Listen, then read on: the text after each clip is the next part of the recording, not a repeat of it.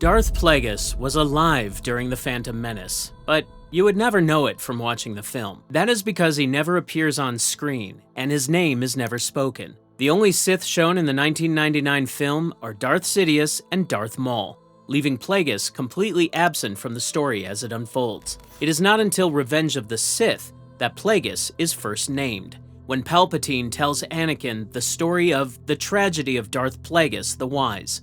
That scene confirms he was a real Sith Lord and the former master of Sidious, though some of the powers linked to him are treated as legend rather than proven fact, which means even that moment leaves room for doubt. The most detailed account of what Plagueis did during the Naboo crisis comes from James Luceno's 2012 novel Darth Plagueis. When Lucasfilm split the old expanded universe from the new canon in April 2014, that book became part of Legends rather than the official story. Because of this, every claim about Plagueis must be labeled by its source. Throughout this video, claims marked as legends come from the Luceno novel, while canon refers only to the Phantom Menace and Revenge of the Sith. The first thing Plagueis did was maintain direct control over his apprentice. In the Phantom Menace, Sidious gives orders to the Trade Federation and sends out Maul, all while his public identity as Senator Palpatine works openly as a Naboo politician. Yet on screen, there is no sign of a higher Sith authority, no scene showing anyone commanding him, and no messages hinting that someone else is watching over his actions. As a result, the claim that the Elder Sith held direct control during this time comes only from Legends. The film shows Sidious running everything, so where does Plagueis fit in? In Revenge of the Sith, Palpatine confirms that Plagueis was his master. This tells us that the apprentice learned the Sith ways under him, but the timeline is left unclear. The bond between them is confirmed, yet the film does not say whether the master was alive during the Naboo crisis or still giving orders at that time. This gap leaves room for different readings. Some believe Plagueis was long gone by the time of the Phantom Menace, while others argue he was still active behind the scenes. In Legends, the picture changes completely. The Luceno novel states that Plagueis kept authority over his apprentice well into the time frame of the Phantom Menace, with the Elder Sith still serving as the senior figure during the Naboo conflict. According to the book, he approved Palpatine's political plans, allowed him to seek power through the Galactic Senate, and stopped him from revealing Sith ties to anyone outside their circle. Private training between master and apprentice also continued during this period, and the novel presents them as partners working toward a shared goal, even though tensions ran beneath the surface. Meanwhile, the political setting shown in the Phantom Menace supports the idea of a long-term Sith plan working through government rather than open conflict. A crisis on Naboo triggers Senate moves, which end in a vote of no confidence in Chancellor Valorum, and Palpatine then rises to power. This path through legal channels fits Sith methods of gaining control without drawing attention, relying on patience rather than force, while using existing systems rather than tearing them down. The second thing Plagueis did was authorize the Naboo operation itself.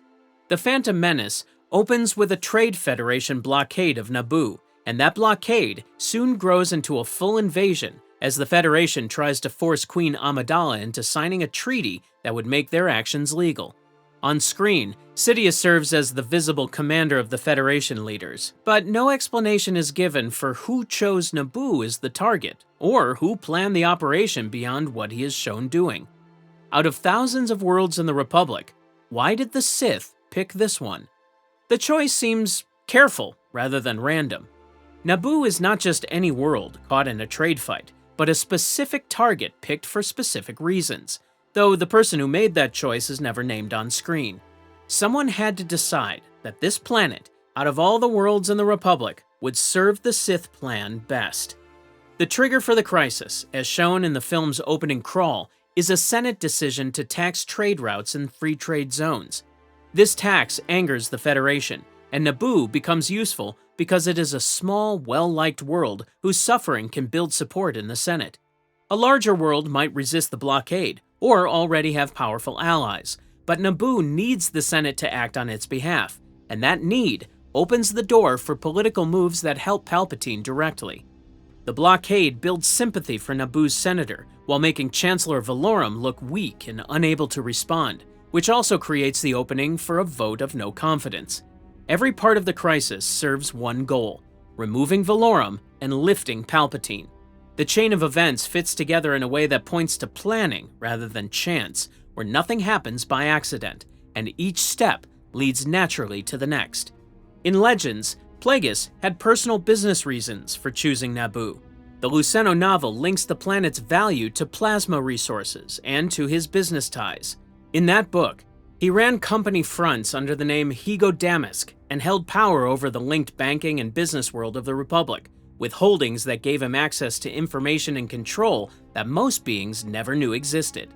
His reach stretched across sectors and systems, and Naboo's plasma exports made it worth more than its small size would suggest. The third thing Plagueis did was use the Trade Federation as stand-ins for the Sith. In the Phantom Menace, the Federation serves as the public attacker, with Newt Gunray and the other leaders taking the blame for the blockade and invasion, while Sidious talks to them from a distance, using threats and secrecy to keep control. This arrangement allows business actors to commit the open act, while the Sith stay mostly unseen. The Federation serves as a shield between the true planners and public blame. If the plan fails, the Federation suffers the results, but if it works, the Sith gain the rewards. This setup protects them from being exposed, no matter what happens. The Federation had no idea who they were really working for. In the film, the Federation does not seem to grasp the Sith's true goal. They seek gain, protection, or political cover, and they know that they are being directed by a powerful figure, yet they do not know the full size of what they serve. Gunray and his partners are nervous and clearly under pressure from their Sith handler, following orders because they fear what happens if they refuse, rather than because they share a common goal. Their obedience comes from fear, not shared purpose. The film shows Sidious as the one who talks to the Federation, with no sign of Plagueis talking to them at any point. This means the Federation may never have known he existed at all. In Legends, Plagueis spoke to Federation leaders through go-betweens and business channels. Using his cover identity, he was a respected figure in banking and money circles, whose standing gave him access to the Federation through what looked like normal dealings. Once the crisis ended, the Federation became disposable. After the Naboo crisis ends, the Federation faces legal trouble and is tried for its actions, while the Sith face no fallout at all, which is exactly the point of using stand-ins. Whether Plagueis chose not to protect them is addressed only in Legends, where the Luceno novel provides details about his role in handling the Federation ties. The fourth thing Plagueis did was allow the Jedi to get involved in the conflict. In the Phantom Menace, the Jedi Council sends Qui-Gon Jinn and Obi-Wan Kenobi to settle the Naboo blockade, and their arrival quickly speeds up events. When talks fail and the two Jedi are attacked, they must flee with Queen Amidala, and from that point forward, they become active players in a conflict that was meant to run without them. Their entry changes everything. On screen, the Sith do not try to stop Jedi involvement. Instead, Sidious treats their presence as a problem to handle, and his answer is to send Maul. This approach shows the Sith responding to problems rather than stopping them before they start, which suggests they were willing to accept Jedi involvement as long as it did not expose their larger plan. The Jedi could look into things and could even fight, but they could not be allowed to uncover the Sith's role in the crisis. Throughout the film, the Jedi never meet Sidious, but instead meet Maul under unclear conditions, and only later do they figure out the Sith have returned. This delayed discovery gives the Sith time to finish their political moves without being stopped. From a practical view, letting the Jedi work inside the conflict gives useful information. Their methods become visible, their priorities become clear, and their weak points become usable, since the Sith can learn from watching how the Order responds to pressure. In the film, the Jedi show that they focus on protecting the Queen and following Senate rules, that they are willing to act alone when needed, and that they trust in the Force, but can be caught off guard by Sith tactics. All of this is useful to anyone watching closely. In Legends, Plagueis was watching the Jedi the entire time. The Luceno novel shows him as aware of Jedi movements and content to watch rather than to step in directly. According to the book, The Sith had studied Jedi behavior for generations and knew how the Order would respond to a crisis like Naboo. The Jedi's presence creates results that ripple through the rest of the story, since they find Anakin Skywalker, they fight Maul, and they survive to report that a Sith has appeared. Each of these outcomes follows from the first choice to let them enter the conflict, rather than block them at the start. The fifth thing Plagueis did was approve the deployment of Darth Maul. In The Phantom Menace, the Zabrak warrior serves as Sidious's attack dog, sent to chase the Jedi and Queen while fighting Qui-Gon on Tatooine before later facing both him and Obi-Wan on Naboo. He speaks little and acts with purpose since his role is simple: remove obstacles to the Sith plan. He does not ask questions or seek glory, but simply follows orders and carries them out. His visibility is controlled and planned. He works openly only to the small group who meet him in person, allowing the Sith to deny any connection to him, since no one in the Republic government knows he exists, and no one links him to Senator Palpatine. He appears, fights, and fades from public awareness, and the wider galaxy never learns his name during the events of the film. This is by design, allowing him to do the work of the Sith without pointing back to them, like a blade that leaves no trace. The Jedi are forced to face the chance that the Sith have survived, and Maul's fight with the two Jedi forces the Council to rethink what they believed, since the Sith were thought to be gone. His presence proves otherwise, marking a key turning point in the larger story. Was Maul ever meant to be a true Sith? In the movie, his standing as Sith's successor is never stated. The rule of two says there can be only one master and one apprentice. Since Maul served Sidious, this would seem to make him the apprentice's apprentice, rather than a true Sith in line to inherit. When he faced the Jedi alone, no one came to help him. No higher Sith presence steps in during his final fight with the Jedi, so he battles alone, defeats Qui-Gon, but is then bested by Obi-Wan. On screen, Sidious is the one who gives him orders and sets goals. In Legends, Plagueis held final say over Maul's actions as the senior Sith. However, the Luceno novel also shows a layered power balance where Sidious handled daily work while his master focused on larger goals.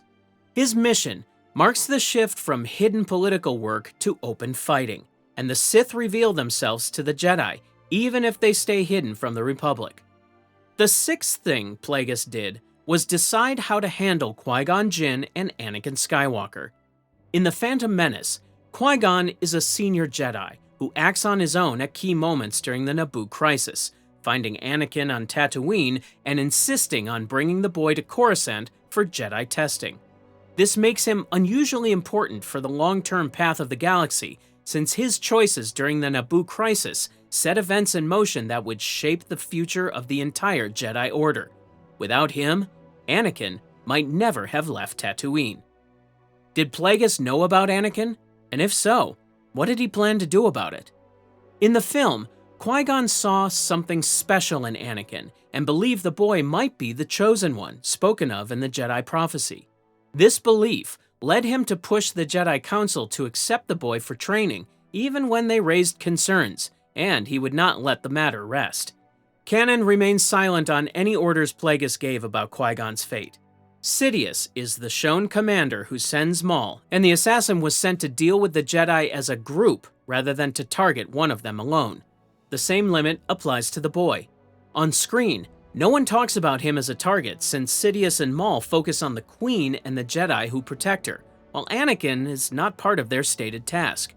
In Legends, Plagueis noticed Anakin immediately and chose to wait rather than act. The Luceno novel describes Plagueis becoming aware of Anakin's unusual Force presence.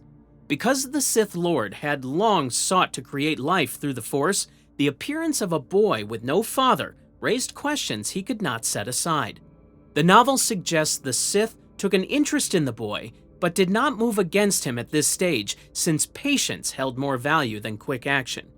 With Qui-Gon gone, Obi-Wan becomes the boy's master, and the bond that grows between them shapes the path of the Clone Wars and beyond. The young Kenobi was not his former master, since he trained Anakin in a different way and related to him in a different way, and these gaps would matter greatly in the years ahead.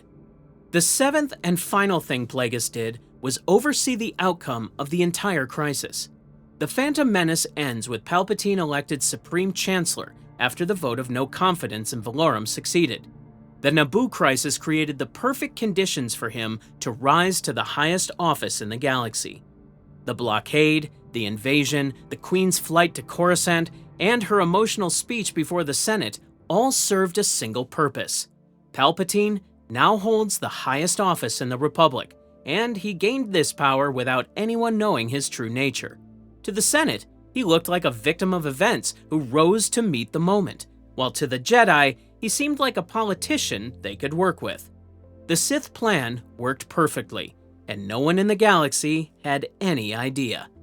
The Jedi confirmed that a Sith appeared during the crisis, yet the Sith Order stays hidden as a group, and the Republic does not treat it as a public enemy. The Council debates whether the Master or the Apprentice remains, but they do not know the answer, and the audience is left with the same question. What happened to Plagueis after the film ended? The opera scene in Revenge of the Sith tells us he existed and was Sidious's former master, but it does not clearly state when he met his end compared to the Naboo crisis, leaving the question open. In Legends, Plagueis survives through the Phantom Menace. The Luceno novel places his final moments shortly after Palpatine's election, with that timing placing his end at the very end of, or just after, the film's story window. In the novel, the apprentice makes his move on the night before he is set to become Chancellor, and the book frames this as the finish of his own Sith training, where he overcomes the Master. However, this is strictly from the Luceno novel and is not part of the official canon. The film ends with the Sith remaining in the shadows as the Republic moves forward, unaware of what has already begun. There is still much more to uncover about Plagueis and Palpatine. We have a full video on Plagueis that covers his origins, his experiments with the Force, and the full story of how his apprentice turned against him. We also have a complete breakdown of Palpatine's rise from Senator to Emperor, including the moves he made that no one saw coming. If you found this video interesting, those two will give you the complete picture of how the Sith finally took over the galaxy.